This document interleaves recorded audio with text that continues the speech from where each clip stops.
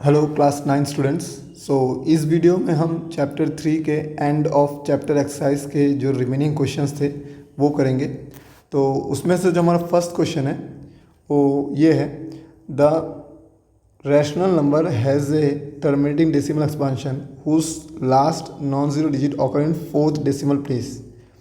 Show that such a number can be written in this form, that is p by 10 to the 4, where p is an integer and not divisible by 10. It is necessary that the denominator of this rational number, when written in the lowest form, is divisible by 2 to the 4 or 5 to the power 4. Give reasons.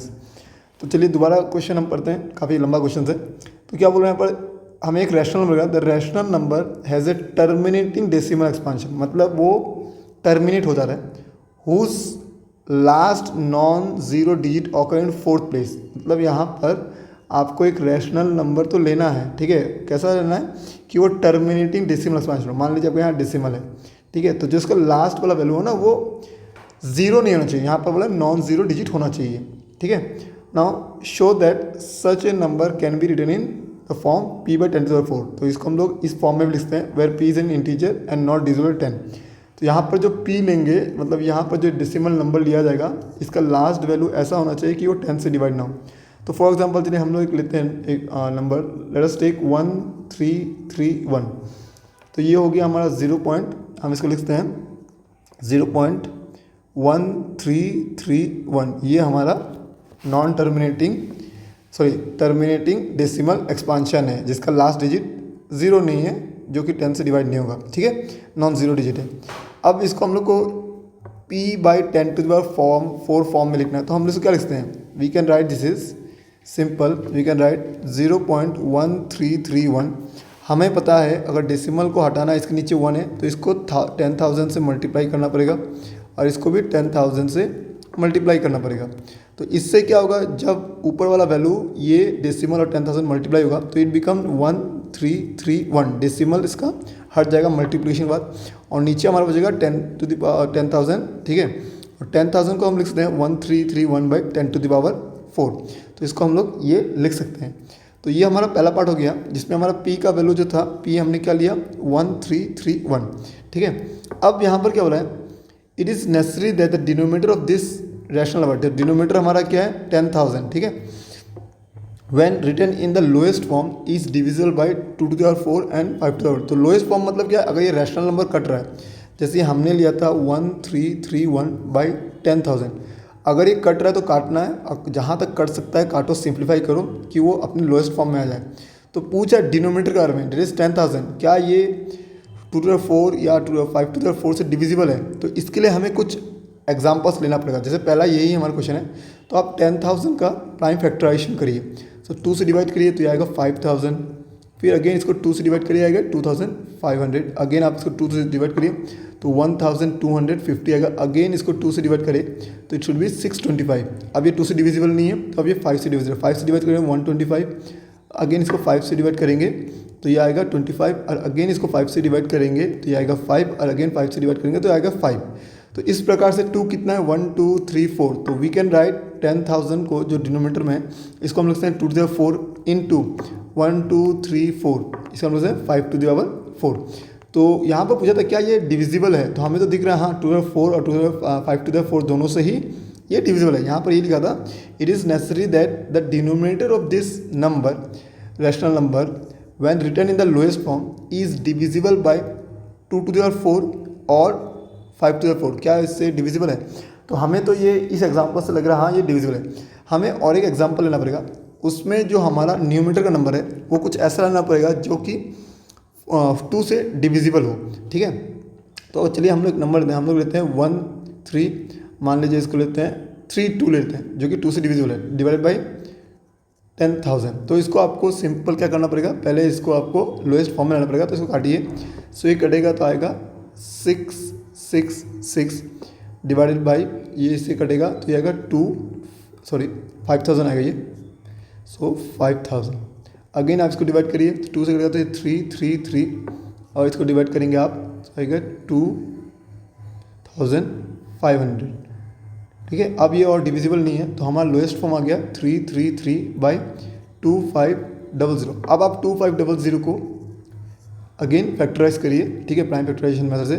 सो 2 से divide होगा तो 1250, again 2 से divide होगा तो 625, again 625 को अभी हमने यहाँ पर डिवाइड किया था तो हमें पता है ये आएगा 125, यहाँ 5 से डिवाइड करेंगे तो आपका आएगा 25, अगेन 5 से डिवाइड करेंगे तो आएगा 5 और लास्ट 5 से डिवाइड तो 1। तो इसका मतलब इसका जो डिनोमिनेटर 2500 ये हमें दिख रहा है सिंपल 2 टू द पावर 2, क्योंकि यहाँ पर 2 2 है, इंटू 5 टू द पावर 4। तो अगेन यहाँ पर ये 5 टू द पावर 4 से तो डिविजिबल है, पर 2 द 2 आ रहा है, यहाँ पर 2 द 4 नहीं आ रहा है। चलिए और एक एग्जाम्पल लेते हैं जिसमें न्यूमरेटर का वैल्यू हम 5 से डिविजिबल वाला वैल्यू लेंगे। तो मैं इसको 5 बना रहा हूँ और इसको हम 10,000 बना रहे हैं। तो चलिए इसको सिंप्लीफाई करते हैं। सिंप्लीफाई करने पर आएगा ये 267 और इसको डिवाइड करने तो आएगा 5000। तो ये फर्दर और डिवाइड नहीं होगा हमारा, ठीक है। तो अब इसी को हम लोग जो डिनोमिनेटर दिया हुआ है इसी को फैक्टराइज करेंगे।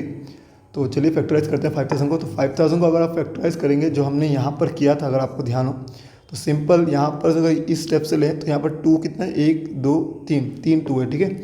सो ये 2500 2 से डिवाइड होगा, इट इज़ 1250, अगेन 2 से डिवाइड होगा 625, फिर ये 5 से डिवाइड होगा तो ये आएगा 125, अगेन ये 5 से डिवाइड होगा तो ये आएगा 25 और ये 5 से डिवाइड होगा तो ये हमारा सिंपल आएगा क्या 5 डिवाइड बाई 1। तो हम इसको 5000 को हम लोग सिंपल लिखते हैं 2 टू द पावर 3, क्योंकि यहाँ पर कितने 2 हैं, 3 2 हैं, इंटू 5 टू द पावर 4। तो अगेन ये 5 टू द पावर 4 से डिविजिबल है, बट 2 टू द पावर 3 इससे डिविजिबल नहीं है, ठीक है। तो अब नेक्स्ट हमें क्या क्वेश्चन पूछा था, when written in the lowest form is divisible by 2 to the power 4 और 5 टू द पावर 4। तो 2 टू द पावर 4 से तो डिविजिबल हो रहा है, 2 टू द पावर 5 से 5 टू द पावर 4 से भी डिविजिबल हो रहा है, और कभी कभी 5 टू द पावर 4 से भी डिविजिबल हो रहा है, ठीक है। तो चलिए यहाँ पर अब इसका कंक्लूजन लिखते हैं। ओके सॉरी, यहाँ एक मिस्टेक हो गया, ठीक है, इसको मैं ठीक करता हूँ। यहाँ पर इसे मुझे 5 से डिवाइड करना था ना कि 2 से, तो ये आएगा 2000। 5 से डिवाइड करना था, मैं गलती से 2 से डिवाइड कर दिया तो ये आएगा 2000। तो चलिए 2000 को फैक्टराइज करते हैं। तो 2000 को डिवाइड कर 2 से 1000, अगेन 2 से करेंगे तो 500, अगेन 2 से डिवाइड करेंगे तो ये आएगा 250, अगेन ये 2 से डिवाइड करेंगे तो ये आएगा 125। अब ये 5 से डिवाइड करेंगे तो ये आएगा 25, 5 से अगेन डिवाइड करेंगे तो ये आएगा 5 से डिवाइड करेंगे तो ये आएगा 1। तो इसका मतलब मैं 2000 को लिख सकता हूँ 2 to the power 4 into 5 to the power 3। तो यहाँ पर 2 टू द पावर 4 आ रहा है, जो कि ये 2 टू द पावर 4 से भी डिविजिबल है। तो यहाँ पे जाता है क्या ये 2 टू द पावर 4 या 2 टू द पावर 5 से लोएस्ट फॉर्म में डिविजिबल होगा। तो हमारा आंसर यहाँ पर आ रहा है यस। तो हम आंसर इसको लास्ट में कंक्लूड करेंगे। सो हम यहाँ लिखेंगे yes the denominator of this rational number when written in the lowest form is divisible by 2 to the power 4 और 5 टू द पावर 4। तो ये आपका एक्सप्लेनेशन हो गया इस क्वेश्चन का आंसर, ठीक है। तो चलिए हम लोग नेक्स्ट क्वेश्चन करते हैं, क्वेश्चन नंबर 11। सो हमारा क्वेश्चन नंबर 11 है, without performing division determine whether the decimal expansion of 18/125 is terminating and non terminating. If it is terminating state the number of decimal place. तो हमें बोला बिना डिवाइड करके हमें बताना है क्या ये टर्मिनेट होगा कि नहीं। तो हमारे पास एक रूल था कि किसी भी, हमने पहले भी पढ़ा है कि किसी भी नंबर के अगर डिनोमिनेटर में 2 और 5, ठीक है, इसका फैक्टर अगर आ जाए, ठीक है, 2 टू द पावर समथिंग हो सकता है या 5 टू द पावर समथिंग हो सकता है, 2 या 5 या दोनों ही आ जाए, तो जो हमारा फ्रैक्शन होगा वो टर्मिनेटिंग होगा, वो हमारा क्या होगा, सिंपल टर्मिनेटिंग होगा। 2 या 5 या दोनों ही आ जाए तो हमेशा टर्मिनेटिंग होगा। लेकिन आपको ये याद रखना है कि मान लीजिए 2 के साथ अगर यहाँ पर कुछ और भी नंबर है 7, तो वो टर्मिनेटिंग नहीं होगा, ठीक है, या 5 के साथ कुछ और नंबर है तो वो टर्मिनेटिंग नहीं होगा। या तो 2 हो, या तो डिनोमिनेटर में 5 हो, या इसके पावर में 2 टू द पावर 4 होता है, 5 टू द पावर 4 होता है, 5 टू द पावर 3 भी होता है, तो भी वो टर्मिनेटिंग होगा, ठीक है। तो आंसर, क्योंकि यहाँ पर हम क्या लिखेंगे, क्योंकि यहाँ पर 125 है और 125 को हम क्या लिख सकते हैं, 125 को फैक्टराइज करेंगे तो आप सिंपल लेंगे 25 25, यहाँ 5 होगा, 5 होगा 1, तो हम लोग 125 को क्या लिखते हैं 5 क्यूब। सो 18/5 क्यूब हम लिख सकते हैं और इसी को हमें बाद में स्टेटमेंट में लिखना है। तो हम यहाँ लिखेंगे yes 18/125 is terminating decimal expansion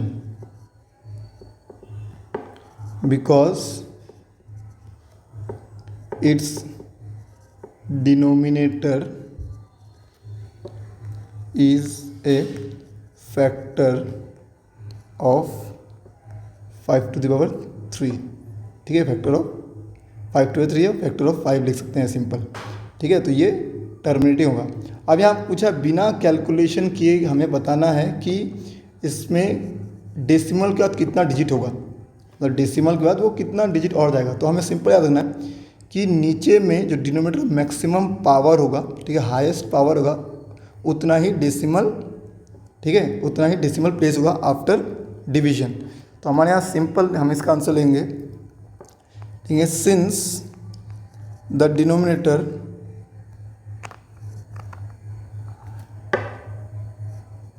contains only the prime factor of 5, ठीक है, हम ये लिखेंगे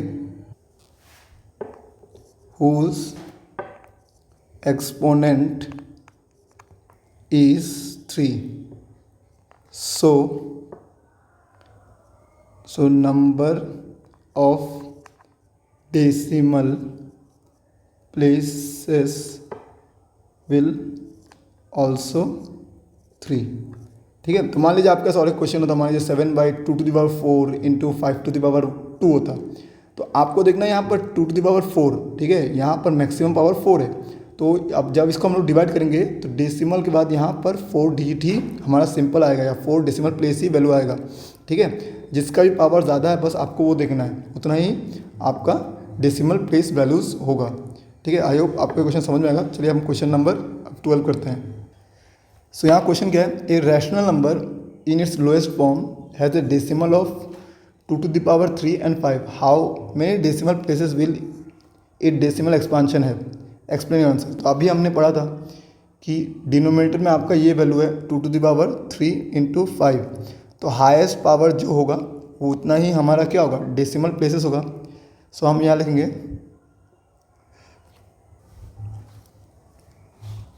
सो हम लोग यहाँ लिखेंगे a rational number with denominator of the form 2⁻m into 5⁻n has a terminating decimal expansion, और यहाँ पर फिर लिखेंगे the number of decimal places is equal to the greater of m and n, मतलब m या n में से जो भी ज़्यादा होगा। तो हमें यहाँ सिंपल दिख रहा है कि m का वैल्यू तो हमारा 3 है, हेयर लिखते हैं m का वैल्यू 3 है और n का वैल्यू 1। सो यहाँ पर 3 से ज़्यादा है तो हम लिखेंगे therefore number of decimal places equals to 3। ये आपका आंसर हो जाएगा। आप कोई भी एक एग्जांपल लेके दिखा सकते हैं, शो कर सकते हैं। ओके, चलिए इसके बाद हम क्वेश्चन नंबर 13 करते हैं अब नेक्स्ट। सो नेक्स्ट क्वेश्चन हमारा है, let a equals to this, b equals to this, express both a and b in the form of k1/m and k2/m, where k1, k2 and m are integers and k2 minus k1 is 6। ये condition आपको दिया हुआ है। Using the same denominator m, write exactly 5 distinct rational number lying between a and b, keeping an integer numerator. Now explain why the condition k2 minus k1 is greater than n plus 1 is necessary to find n rational number between the two rational number A and be using this method. तो हमें क्या दिया हुआ है, हमें solution में ए का value दिया हुआ है, a is equals to 7/12 and b is equals to 5/6। अब दोनों का डिनोमिनेटर सेम करना है तो इसको आप 2 से मल्टीप्लाई कर दीजिए, इसको भी आपको 2 से मल्टीप्लाई कर दीजिए, तो बी बिकम 10/12। अब हमारे दोनों सेम हो गया। तो यहाँ पर क्योंकि हमने यहाँ पर k1/m था, यहाँ भी k1/m था, डिनोमिनेटर सेम था, इसलिए मैंने डिनोमिनेटर सेम किया। लेकिन दूसरा कंडीशन है k2 minus k1 equals greater than 6। तो अगर ये मेरा k1 है और ये मेरा अगर k2 है, this will be our k1 and this will B k2, तो माइनस करके देखते हैं। तो यहाँ पर हमारा दिखा हुआ है k2 दिस माइनस k1, ये हमारा ग्रेटर देन 6 आना चाहिए, जो हमारा कंडीशन दिया हुआ, there is k2 minus k1 is greater than 6। अब आप इसको माइनस कर दिए तो ये तो हो नहीं रहा है, ये तो पॉसिबल नहीं है, ठीक है। तो जो आपका फ्रैक्शन दिया हुआ है या रैशनल नंबर दिया हुआ है, इसको और भी आप इंक्रीज़ करिए, मतलब इसका इक्विवेलेंट रैशनल नंबर निकालिए, मल्टीप्लाई करिए। यहाँ पर 2 से मल्टीप्लाई करिए, यहाँ भी आप 2 से मल्टीप्लाई करिए, यहाँ भी 2 से मल्टीप्लाई करिए, यहाँ भी 2 से मल्टीप्लाई करिए। It become 14/24, it become 20/24। Now this will be our k2 and this will be our k1। तो अगेन k2 माइनस k1 निकालते हैं, तो ये कितना आ रहा है, अगेन 20 माइनस 14, तो ये इक्वल्स टू 6 आ रहा है, ये अगेन ग्रेटर देन 6 नहीं है। तो अगेन हमें फर्दर इसको और मल्टीप्लाई करना पड़ेगा। तो a is equals to 7/12 and b is equals to हमारा 10/12 था, इनको 3 से मल्टीप्लाई करते हैं, 3 से मल्टीप्लाई करते हैं, 3 से मल्टीप्लाई करते हैं, 3 से मल्टीप्लाई करते हैं। So it become 21/36 and it become 30/36। तो अब ये हमारा k2 हो गया ऊपर वाला नंबर न्यूमरेटर, और ये k1 हो गया हमारा सिंपल। अब अगेन कंडीशन चेक करते हैं, k2 minus k1, so it will be 30 minus 21, it will be 9। तो ये हमारा ग्रेटर देन 6 आ रहा है, ये ग्रेटर देन 6 आ रहा है, तो इसका मतलब मेरा a1 में a1 का वैल्यू होगा हमारा, हम लेंगे 21/36 एंड b का वैल्यू लेंगे 30/36। तो यहाँ पर हमारा इसमें से k का वैल्यू क्या हो गया, k1 हो गया 21, k2 हो गया 30 एंड m हो गया 36। अब इसके बाद क्या बोला, using the same denominator m right exactly 5 distinct rational number between lying between a and b keeping an integer denominator same. तो यहाँ पर आपको इसके पीछे 5 रैशनल नंबर का, अब देखिए 21 जो लिखा हुआ है 21, ठीक है, एंड 30, इसके बीच में आपका 5 रैशनल नंबर इजीली आ रहा है, 5 से ज़्यादा ही आ रहा है। सो हम लिखेंगे therefore 5 rational number between 21/36 and 30/36 are. आप इसमें 22/36 एक नंबर हो गया, 23/36 दूसरा हो गया, फिर 24/36 तीसरा हो गया, 25/36 चौथा हो गया, और 25/6/36। तो यहाँ पर हमें 5 ही हुआ तो हमने 5 लिख दिया। अब नेक्स्ट पार्ट क्या बोल रहे हैं, नेक्स्ट पार्ट हमें बोल रहा है explain why the condition k2 minus k1 is greater then n+1 is necessary. देखिए यहाँ पर हमें 5 रैशनल नंबर निकालने के लिए बोला था, आप ध्यान दीजिए 5, पर यहाँ पर वैल्यू क्या है 6 दिया हुआ है। दैट अगर n का वैल्यू अगर मेरा 5 था तो 5 + 1 मेरा कितना रहा, 6। तो ये बोला ये कंडीशन नेसेसरी क्यों है, find an such rational number between the two number where a and b using this method. तो हमें k2 minus k1 is greater then n+1 क्यों होना चाहिए, ये पूछ रहा है, ऐसा क्यों करना ज़रूरी है। तो ऐसा हम इसलिए करते हैं कि हमें जितना रैशनल नंबर बोला गया उससे अगर हम ज़्यादा वैल्यू निकालेंगे, n+1 वैल्यूज़ अगर निकालेंगे, तो उससे क्या होगा, एक सेफ्टी होगा कि जो हमारे जिस भी नंबर के बीच में रैशनल नंबर निकालने के लिए बोला है, जितना रैशनल नंबर निकालने के लिए बोला है वो हम निकाल पाएंगे इजीली, ठीक है। तो इसी को हमें वर्ड में लिखना है यहाँ पर। सो k2 minus k1 is greater then n+1। ये क्यों है, this ensure that enough integers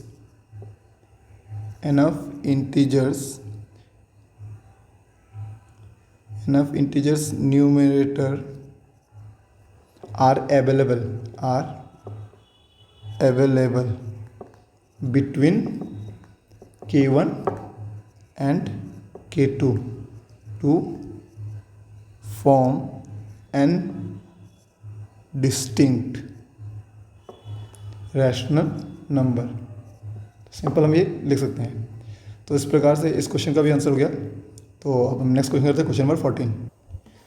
so question number 4 क्या बोल रहा है हमें, सॉरी 14 क्या बोल रहा है कि 3 rational number X Y Z satisfy X plus Y plus Z equal to 0 and X Y plus Y Z plus Z equal to 0 show that all the 3 rational number X Y Z must be simultaneously 0। तो हमें ये proof करना है कि x का value भी 0 है, y का वैल्यू भी 0 है और z का वैल्यू भी 0 है। हमें 2 कंडीशन दिया हुआ है। कंडीशन क्या है, x plus Y plus Z, ये हमें दिया हुआ है, हम यहाँ गिवन लिख लें, ये दिया हुआ है। और दिया हुआ है X Y plus Y Z plus Z X equals to 0।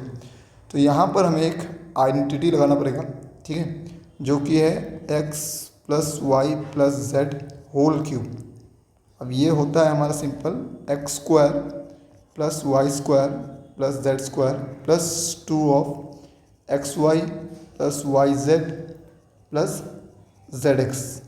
अब यहाँ पर देखिए हमें क्या दिया हुआ है, X plus Y plus Z equals to 0 दिया हुआ है और यहाँ पर एक्स प्लस वाई जेड, तो ये होगा हमारा simple 0 cube equals to X square plus Y square plus Z square और यहाँ पर 2, यहाँ पर इसका वैल्यू भी आपको दिया हुआ है 0, तो हम लिखेंगे इंटू 2। तो ये 0 equals to X square Y square plus Z square plus 0।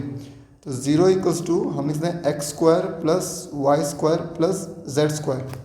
अब हमें ये समझना है कि यहाँ पर बोला 3 rational number X Y Z. अब सिंपल से आप एक चीज़ देखिए, X square Y square Z square, देखिए किसी भी नंबर का स्क्वायर कभी भी नेगेटिव नहीं होता है। फॉर एग्जांपल मैं अगर x का वैल्यू -2 भी ले लूँ ना, तो एक्स स्क्वायर का वैल्यू क्या होगा, -2 का स्क्वायर दैट इज 4। तो मतलब X square plus Y square plus Z square, मतलब अगर मैं y का वैल्यू 0 मान लूँ, z का वैल्यू 0, तो पर x का वैल्यू मैंने 4 लिया है, तो 4 प्लस 0 ये तो 0 नहीं आ सकता, ये 4 ही आएगा। तो यहाँ सिंपल है, आप अगर x का वैल्यू, y का वैल्यू एंड z का वैल्यू, इन तीनों का वैल्यू कोई भी नॉन ज़ीरो रैशनल नंबर लेते हैं, तो ये कुछ भी ऐसा वैल्यू लेते हैं जो कि 0 नहीं है, तो इसका वैल्यू कभी भी इक्वल्स टू 0 नहीं आ सकता। यहाँ पर लिखा हुआ है कि X square plus Y square plus Z square तीनों ही प्लस करने पर 0 आना चाहिए। ये तभी पॉसिबल होगा जब मेरा x का वैल्यू भी 0, y का वैल्यू भी 0 और z का वैल्यू भी 0। उसके अलावा आप कोई कुछ भी वैल्यू डाल के देखिए, ये कभी भी 0 नहीं होगा। तो इसी चीज़ को हमें स्टेटमेंट में लिखना है कि since sum of 3 non zero rational number is never equal to 0। ये कभी भी इक्वल 0 नहीं हो सकता। सो यहाँ देंगे, सो यहाँ पे है, so therefore every rational number must be 0 to satisfy the condition. ठीक है, तो इसका मतलब हम लिखते हैं, दैट इज़ हम यहाँ लिखते हैं कि x का वैल्यू भी 0 होना ज़रूरी है, y का वैल्यू भी 0 होना ज़रूरी है और z का वैल्यू भी 0 होना ज़रूरी है। ये तभी जाके ये कंडीशन को सेटिस्फाई करेगा, वरना ये कभी करेगा ही नहीं। इसीलिए हमारे यहाँ तीनों वैल्यू 0 होना मस्ट है, मैंडेटरी है। ठीक है, इसे तीनों एक साथ ही 0 होंगे, जो हमें प्रूफ करना था यही था। ठीक है, सो हम अगले क्वेश्चन बढ़ते हैं, question number 15। So next question हमारा क्या है, show that the rational number a plus B by 2 lies between the rational number a and b। आपके पास 2 रैशनल नंबर दिया हुआ है, बोल रहा है एक a रैशनल नंबर है और एक b रैशनल नंबर है। बोल रहा है जो हमारा a प्लस बी बाई 2 आएगा वो इसके बीच में लाई करेगा। मतलब हमें कुछ ये प्रूफ करना है, ठीक है, कि अगर a जो है और b अगर 2 अलग से रैशनल नंबर है, मान लीजिए अगर ये 2 है और ये 3 है, सो 2 प्लस 3 बाई 2, ठीक है, ये हमारा था 5 by 2, so it should be 2.5। तो ये 2.5 2 और 3 के बीच में लाई करेगा, हमें ये प्रूफ करना है। तो ये चीज़ प्रूफ करना है। सो इसके लिए प्रूफ करने के लिए हमें क्या करना पड़ेगा, हमें यहाँ पर प्रूफ करना है, सोल्यूशन में हमें प्रूफ करना है हमें प्रूफ करना है जो a प्लस बी बाई 2 है, ये ए से और बी से बीच में लाई करता है, ठीक है, बीच में लाई करता है। तो हम पहले यहाँ लेंगे let A is greater than B, हम ये मान के चलते हैं। नाउ हम लिखेंगे add both side by A, हम यहाँ लिखेंगे adding both side by A. तो यह हमारा हो जाएगा simple A plus A equals to A plus B. तो यहाँ से होगा 2a equals to A plus B. अब यहाँ हम लिखेंगे डिवाइड बोथ साइड बाय 2। तो यहाँ पर 2a बाई 2 और यहाँ पर होगा a प्लस बी बाई 2। तो यहाँ से ये 2 कट जाएगा, तो ये a आ गया हमारा a प्लस बी बाई 2। अब इसे 1 लिख दीजिए। सिमिलरली, ठीक है, हम सिमिलरली सेम मेथड कर सकते हैं। तो यहाँ पर लिखेंगे सिमिलरली हम लोग लेंगे लेट, इस बार लेंगे b, ठीक है, यहाँ लेंगे a is greater then b, हम ये लिखेंगे ना adding both side by a। तो मैं इसको ऐसे नहीं लिख के ऐसे लिखता हूँ, आपके लिए अच्छा होगा। That is a b greater than a, ठीक है। तो अब मैं यहाँ पर क्या करूँगा, सिंपल, सॉरी, इसको ऐसे लिखना ज़्यादा आसान होगा आपके लिए, अच्छा रहेगा। सो हम लिख रहे हैं simple a is less than b। तो हमारे यहाँ पर adding both side by b लिखेंगे, adding both side by b। तो यहाँ पर होगा a plus b is b plus b. So ये होगा a plus b less than twice b. ना divide both side by b, divide both side by, sorry b नहीं 2, divide both side by 2। तो हम यहाँ लिखेंगे a plus B divide by 2 is less than 2b by 2। तो हमें दिख रहा है 2 और 2 कैंसिल हो रहा है। तो यहाँ पर हमारा क्या आ रहा है, a plus B 2 is less than b। तो हम इसे 2 लिखेंगे। अब फ्रॉम 1 and 2, अब दोनों 1 and 2 को कंबाइन कर रहे हैं, तो हम इसमें a जो कि greater than a plus B by 2, और यहाँ पर यही a प्लस बी बाई 2 ये लेस देन b है। तो यही चीज़ हमें प्रूफ करना था, जो कि यहाँ पर प्रूफ हो गया, ठीक है। सो चलिए हम अब लास्ट क्वेश्चन करते हैं इस चैप्टर का और इस एक्सरसाइज का। सो क्वेश्चन नंबर 16 क्या है, find the length of the hypotenuse of all right angle triangle in the given figure which is referred to as a square of a root spiral, ठीक है, sorry square root spiral. अब पहले हमें यहाँ पर right angle triangle से थोड़ा related कुछ चीज़ समझना है। तो राइट एंगल ट्रायंगल वो होता है जिसमें कोई भी एंगल 90 डिग्री हो, एक ऐसा ट्रायंगल जिसमें कोई एक एंगल 90 डिग्री हो। तो 90 डिग्री का जो ऑपोजिट साइड होता है इसको हम लोग बोलते हैं हाइपोटेनस, ठीक है, ये होता है हमारा हाइपोटेनस। और बाकी दोनों जो साइड है उनमें से कोई एक बेस होता है, कोई एक परपेंडिकुलर होता है।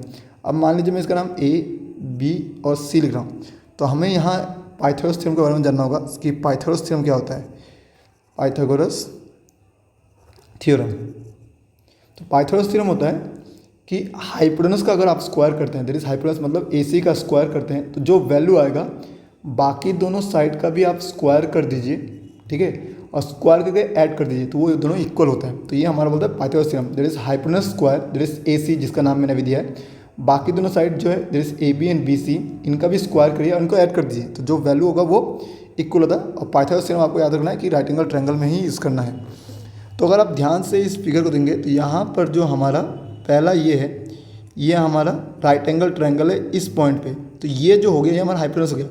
तो इसका नाम मैं H1 लिख सकता हूँ। तो मैं इसका नाम H1 लिख रहा हूँ, इस पॉइंट का नाम, तो मेरा H1 सिंपल यहाँ पाइथागोरस थ्योरम लगा के क्या होगा, H1 equals to 1 square H1 square plus 1 square.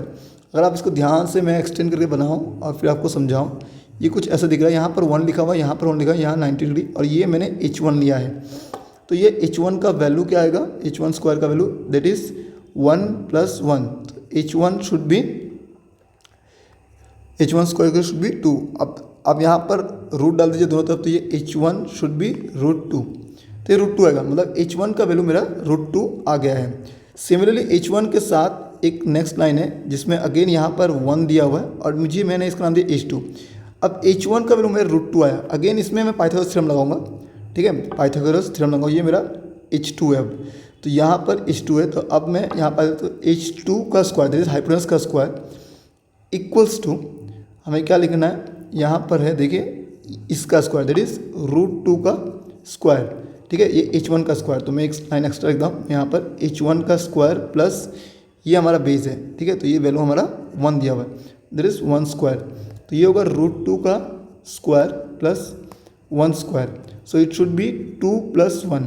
तो h2 का स्क्वायर का वैल्यू आया 3, ठीक है, तो h2 का हमारा वैल्यू आएगा √3। तो यहाँ पर h2 का वैल्यू क्या आ गया हमारा, सिंपल √3। उसके बाद आपको ये वाला राइट एंगल ट्रायंगल, इसमें आपका हो गया आपका h3। तो h3 निकालना है, तो h2 का वैल्यू आपको पता है, तो h3 सिमिलरली हम ऐसे लिखते हैं कि h3 square equals to h2 square plus 1 का स्क्वायर। तो h2 का स्क्वायर आपको पता है √3 प्लस 1 का स्क्वायर, तो ये हमारा वैल्यू आएगा 3 + 1 दैट इज 4। तो h3 स्क्वायर का वैल्यू है 4, दैट इज h3 इज √4। तो √4 का वैल्यू क्या होता है, √4 का वैल्यू हमारा 2 होता है, तो यहाँ पर h3 का वैल्यू है 2। सिमिलरली आपको h4 h5 इन सब का आप सिमिलर मेथड से निकाल सकते हैं, ठीक है। तो h4 का वैल्यू आप खुद से निकालिए, ये आएगा आपका √5, ठीक है, ये हमारा सिंपल h4 का वैल्यू निकालेंगे, ये आएगा √5।